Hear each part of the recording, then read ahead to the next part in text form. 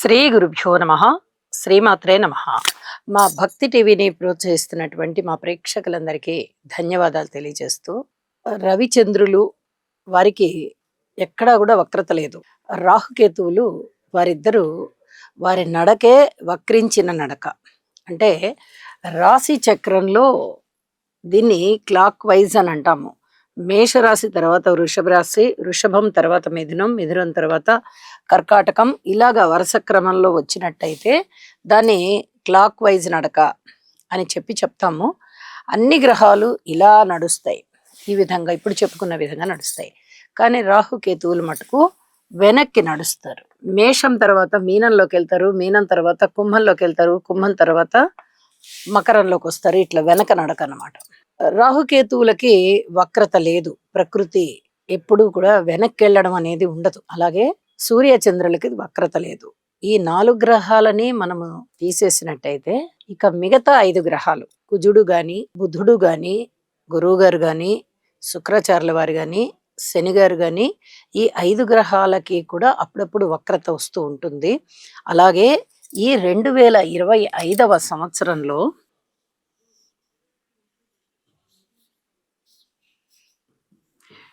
ఈ 2025 విశ్వావసు నామ సంవత్సరంలో గురువు గారికి వక్రత ఏర్పడింది. ఎప్పుడు ఏర్పడింది?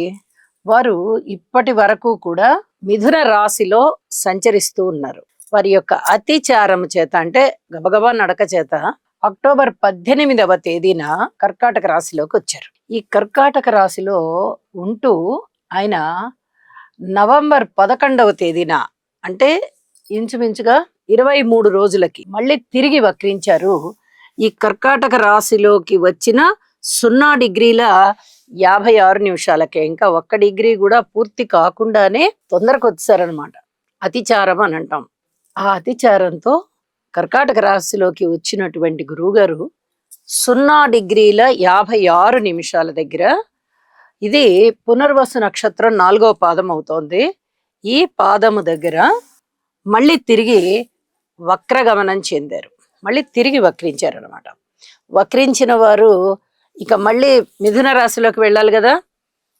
0 డిగ్రీల 56 నిమిషాలు, 0 డిగ్రీల 39 నిమిషాలు, 0 డిగ్రీల 27 నిమిషాలు, ఇలాగ వెనక్కి వెళ్ళి వెళ్ళి వెళ్ళి వెళ్ళి మళ్ళీ పునర్వసు నక్షత్రం 3వ పాదం అయినటువంటి మిథున రాశిలోని పునర్వసు నక్షత్రంలోకి తిరిగి మళ్ళీ వక్రీకరించింది. ఎప్పుడంటే డిసెంబర్ 5న మిథున రాశిలోకి వెళ్ళిపోయారు. పూర్తిగా కర్కాటక రాశిలో 0 డిగ్రీలోకి వచ్చినప్పుడు మళ్ళీ వెనక్కి వెళ్ళిపోయారు అనమాట. ఈ విధంగా ఒక అదృష్టవంతమైన కాలం అని చెప్పచ్చు. ఒక శుభగ్రహము తన అతిచారము చేత చక్కగా ఒక రాశిలో ఈ అక్టోబర్ 18 దగ్గర నుంచి డిసెంబర్ 5 వరకు అనుకుంటే, అక్టోబర్లో 13 రోజులు అనుకుందాం, అలాగే నవంబర్ 30 రోజులు, డిసెంబర్లో ఒక 5 రోజులు,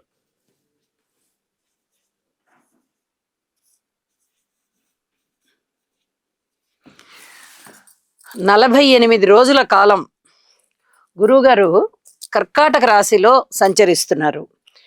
ఇది ఒక అదృష్టవంతమైనటువంటి కాలం అన్నమాట. చాలా రాశులకి చాలా అద్భుతమైనటువంటి విజయాలు ఉంటాయి.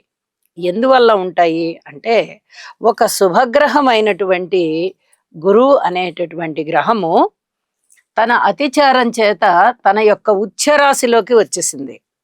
ఈ ఉచ్చరాశిలో 3 నక్షత్రాలు ఉంటాయి కదా. పునర్వసు 4వ పాదం ఉంటుంది,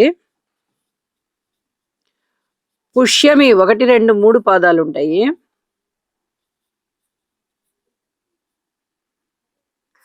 ఆశ్లేష 1, 2, 3, 4 పాదాలు ఉంటాయి. వెరసి 9 పాదాలు ఉంటాయి. మరి ఈ 9 పాదాల వారికి కూడా అత్యద్భుతమైన కాలమే అవడానికి పునర్వసు నక్షత్రం 4వ పాదంలో మాత్రమే గురువుగారు ఉంటారు. ఇక్కడ చూడండి, పుష్యమి నక్షత్రం 1, 2, 3, 4 పాదాలు గురువు గారి యొక్క సంచారం లేదు. ఓన్లీ 0 డిగ్రీల దగ్గరే ఉండిపోయారు ఆయన. ఇంకా పూర్తిగా 1లోకి కూడా ఆయన రాలా. అయితే ఈ రాశి కర్కాటక రాశి ఉచ్చ రాశి గురువు గారికి. మొదటి 5 డిగ్రీలలోనూ చాలా ఉచ్చ పొంది ఉంటారు. అద్భుతమైనటువంటి విజయాలు ఇస్తారు. ఇలా ఎవరెవరికి ఇంకా ఏమేమి ఇస్తారు? అసలు కర్కాటక రాశి వారికి ఆ ఉచ్చలోకి వెళ్తున్నారు. ఆ స్పెషాలిటీ ఏంటి? విశిష్టత ఏదో ఉంటుంది కదా! ఉచ్చ రాశిలో పైగా స్వనక్షత్రంలో ఉంటున్నప్పుడు చాలా అద్భుతమైన విజయాలుంటాయి. ఈ విజయాలు ఏమిటి?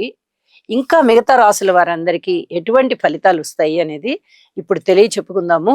ఇంకా గురువు గారి కారకత్వాలు కూడా చెప్పుకోవచ్చు. గురువు గారు అనగానే చాలా అద్భుతమైన గ్రహం, దేవతలకి మంత్రి ఈయన.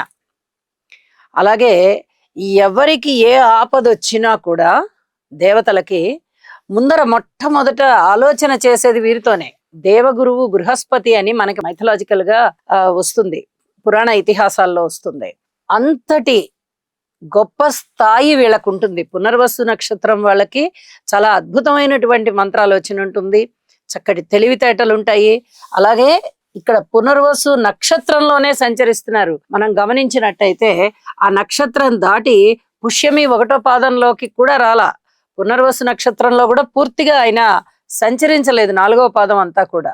అయితే ఇక్కడ పునర్వసు అనేది గురువు గారి యొక్క సొంత నక్షత్రము, కర్కాటక రాశి అనేది గురువు గారికి ఉచ్చరాశి. ఇంత అద్భుతమైనటువంటి తన స్థానంలోకి వచ్చినప్పుడు ఇంకా ఏ విధంగా గురువు గారి యొక్క కారకత్వాలు పరిఢవిల్లుతాయి అని చెప్పుకోవాలంటే, ఇక్కడ ముందర గురువు గురించి చెప్పుకుంటూ తర్వాత కారకత్వాల గురించి చెప్పుకోవాలి. అద్భుతమైనటువంటి మంత్రాలోచన చేసేవారు గురువు. అతి చాకచక్యము, నిపుణత, అలాగే ఒక శుభప్రదమైనటువంటి గ్రహము, చూడంగానే చేతులెత్తి నమస్కారం చేసేటటువంటి వ్యక్తిత్వం ఉంటుంది. విద్యకి పెట్టింది పేరు, వేదాలకి పెట్టింది పేరు, ఒక క్రమశిక్షణకి పెట్టింది పేరు. అలాగే లా చదివే వాళ్ళకి, ముఖ్యంగా న్యాయవేత్తలకి, అంటే జడ్జెస్ కి, వేదాలు చదువుకునే వారికి, ఇలాగా రకరకాలైనటువంటి విద్యలు, ఆ విద్యలలో ఉన్న వారికి ఈయన కారకత్వం వహిస్తారు. చాలా అద్భుతమైనటువంటి వ్యక్తిత్వం ఉంటుందండి. చాలా చాలా మంచి ఆలోచనలు ఉంటాయి. దైవభక్తి బాగా ఉంటుంది, దైవ కార్యాలు బాగా చేస్తారు, ఎప్పుడు దైవ సేవలోనే ఉండడానికి ఇష్టపడతారు, పెద్దల పట్ల వినయ విధేయతలతో ఉంటారు. ఇవన్నీ కూడా చాలా అద్భుతమైనటువంటి లక్షణాలు, గురువుగారి లక్షణాలు. కాబట్టి ఇంకా గురువుగారి గురించి ఒక్క అక్షరం కూడా ఎక్కడ వ్యతిరేకత ఉండదు. అలాగే తన ఉచ్చ స్థానంలో ఉన్నప్పుడు ధనము బాగా తెచ్చిస్తారు. వృత్తి, ఉద్యోగ, వ్యాపార వ్యవహారాలలో చాలా చక్కటి ఆదాయాన్ని పెంచుతారు. అలాగే తను ఉన్న స్థితి నుంచి పై స్థితికి వెళ్ళేటట్టుగా, పై స్థాయికి వెళ్ళేటట్టుగా, పెద్ద చదువులు చదువుకునేటట్టుగా, పెద్ద పెద్ద రాజభోగాలు అనుభవించేటట్టుగా, పెద్ద పెద్ద ప్రొఫెషన్స్ లో ఉన్న వారితో చక్కటి స్నేహం ఏర్పడేటట్టుగా, అలాగే సన్మాన సత్కారాలు ఏర్పడేటట్టుగా, దూర ప్రాంతాలు తిరిగి వచ్చేటట్టుగా, తీర్థయాత్రలు ఎక్కువ చేసేటట్టుగా, ఇలా ఎన్ని రకాలైనటువంటి అభివృద్ధిని ఇవ్వాలో అన్ని రకాల అభివృద్ధిని ఇస్తారు. విద్య, ఉద్యోగము, వ్యాపారము, వివాహము, చక్కటి ఆరోగ్యము, అలాగే ఉన్నత స్థితి, ధన ఆదాయం పెరగడం, 2-3 రకాల ఆదాయాలు ఏర్పడడం, సన్మాన సత్కారాలు అందుకోవడము, అద్భుతమైనటువంటి గౌరవ ప్రతిష్టలు, మాట పరపతి ఇత్యాదివన్నీ కూడా గురువుగారి యొక్క కారకత్వాలే. గురువు ఎవరికైతే, ఏ రాశి వారికైతే అనుకూలంగా ఉంటారో ఆ రాశి వారికి ఇప్పుడు మనము చెప్పుకున్న ఈ గురువు గారి కారకత్వాలు కనీసం కొన్నైనా అప్లై అయ్యి వారు అభివృద్ధిలోకి వస్తారు. వృషభ రాశిని తీసుకున్నట్లయితే వృషభ రాశి వారికి ఇది 3వ స్థానం అవుతోంది. మరి తృతీయ స్థానంలో గురువుగారు ఎటువంటి ఫలితాలను ఇస్తూ ఉంటారంటే అపవాదులు ఇస్తారు. దూర ప్రాంత ప్రయాణాలు అవి మిస్ అయిపోయి దగ్గర ప్రాంత ప్రయాణాలు ఎక్కువ అవుతూ ఉంటాయి. వ్యయ ప్రయాసాలు ఎక్కువ అవుతూ ఉంటాయి. అన్నదమ్ములు ఎవరు సహకరించరు, బంధుమిత్రులు ఎవరు సహకరించరు, మానసికమైనటువంటి చింత ఏర్పడుతుంది. ఒక దౌర్బల్యం అంటాం మనం, మనోదౌర్బల్యం అంటే మనకి మనమే ఈ పని చేయగలమా లేదా అనేటటువంటి సంశయంలో పడిపోతాం. అలాంటి పరిస్థితి ఉండేటటువంటి అవకాశము, మనోబలం తగ్గేటటువంటి అవకాశము, ఒక పిరికితనం ఆవహించేటటువంటి అవకాశము, పెద్దలని ధిక్కరించాలి అనేటటువంటి లక్షణము, పెద్దల పట్ల ఎక్కడా కూడా సామరస్య ధోరణితో వ్యవహరించని విధంగా గురువు గారి యొక్క దృష్టి అంతగా లేనివారు, గురువు యొక్క బలము లేనివారు, ఇలా తృతీయ స్థానంలో గురువు సంచరిస్తూ ఉన్న వారికి పెద్దల మీద అంత సదభిప్రాయం ఏర్పడదు. ఇది కూడా ఒక విధమైన పాపంగానే మనం పరిగణించాలి.